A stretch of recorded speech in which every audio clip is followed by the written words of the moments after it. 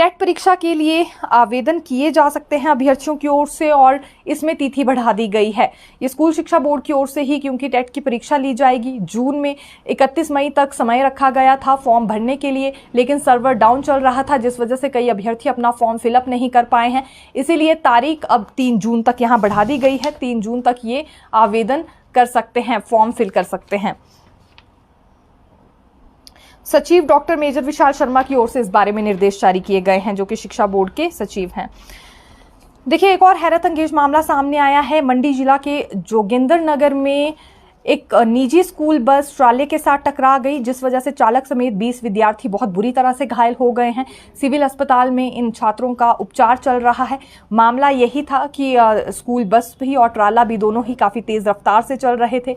गनीमत ये रही है कि किसी की जान नहीं गई। ये राहत भरी खबर हम कहना चाहेंगे। हालांकि अस्पताल पहुंचा दिया गया है 108 एम्बुलेंस के जरिए सभी छात्रों को, और इस वजह से मंडी पठानकोट हाईवे पर भी लंबा जाम लगा रहा।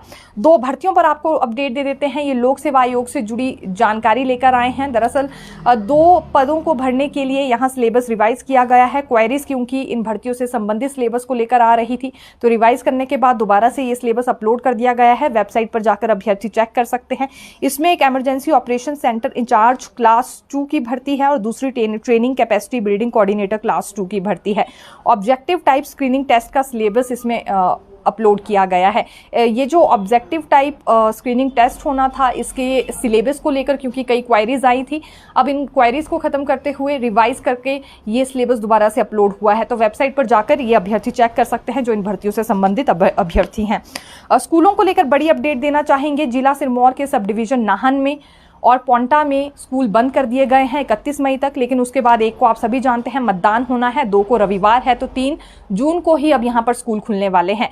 तो एक तरह से ये हम सोच समझ कर चल सकते हैं कि फिलहाल 2 जून तक स्कूल बंद कर दिए गए हैं, 3 जून से ही स्कूल खुलने वाले हैं, नाहन में भी पोंटा में भी। दूसरी बात, जिला ऊना में उपायुक्त की ओर से आदेश जारी कर दिए गए हैं कि पूरे जिला में स्कूल बंद रहने वाले हैं 2 जून तक ही, और फिर 3 जून से खुलेंगे, यानी कि सोमवार से ये खुलने वाले हैं।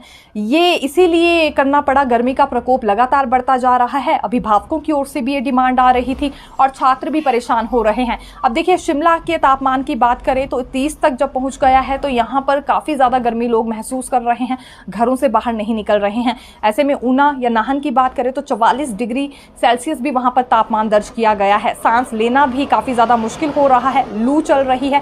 हीट वेव को लेकर रोजाना ऑरेंज और येलो अलर्ट जारी किए जा रहे हैं। तो मांग ये उठाई जा रही थी अभिभावकों की ओर से भी और छात्रों की ओर से भी कि मुश्किल भरा उनके लिए ये पूरा सफर भी रह रहा है, स्कूल तक पहुंचना और फिर घर तक पहुंचना भी स्कूल से। इसीलिए अभी 3 जून तक फिलहाल ये एक तरह से स्कूल बंद रहने वाले हैं।